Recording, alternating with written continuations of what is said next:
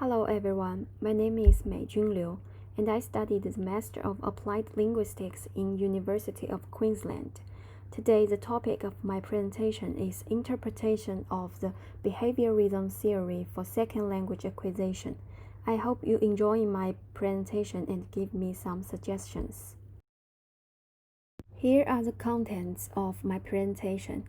I will talk about the four aspects in behaviorism theory as you can see on the slide.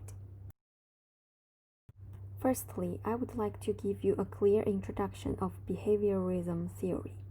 According to some behaviorists, humans born without any perception of language, and people learn language from their environments. In addition, behaviorism is the first language theory developed by some key scholars in this field, such as Watson and Skinner. For the early of the 20th century, behaviorism administrated psychology and education. Consequently, it developed a theory of second language learning and teaching. From many scholars' views, behavior is observable, and this theory is certainly different from other language learning theories, as this can be seen in everyday classroom learning. According to first language acquisition, the theory involves the behavior actions through the learner's language process, which include imitation, practice, and the reinforcement. So we can infer the environment is fairly crucial for both first and second language acquisition. Now, let's have a look at the application in second language classrooms. There is little doubt that imitation has a role to play in second language learners' great immersion into a second language class. Taking English as an example, teachers provide the language input in classes. Students try to mimic vocabularies and simple sentences by hearing from teachers or repeating after teachers. Then practice what they have learned from instructors. After that, teachers would reinforce learners' performance.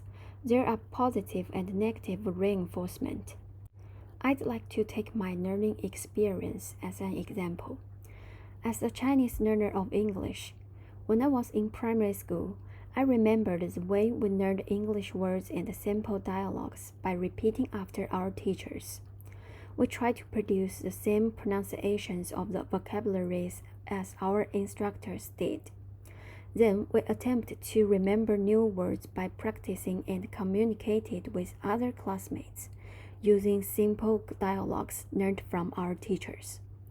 After that, the teacher gave us the positive reinforcement when we did a good practice to increase our learning actions.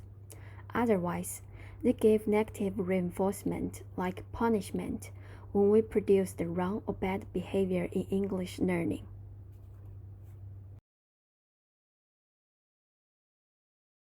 So, how about the cons and pros of behaviorism theory in second language acquisition? Let's think about the advantages firstly.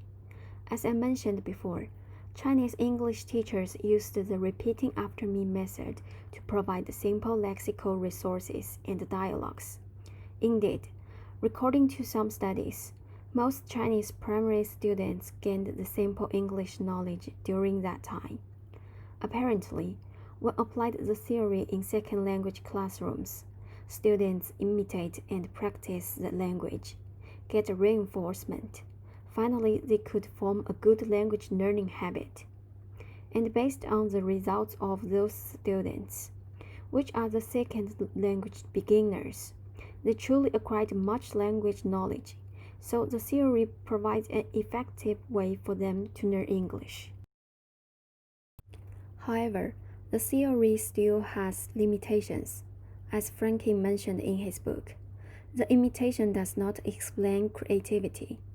For example, primary students learned simple dialogues from teachers, like they studied how to negotiate with someone to book flight tickets in English. But next time, when they need to buy a movie ticket, not a flight ticket, they likely fail to use English to do it. Finally, as language environment is a crucial aspect in behaviorism theory, what if the learner mimic from a speaker whose language model is not ideal? so learners would acquire inappropriate language without awareness.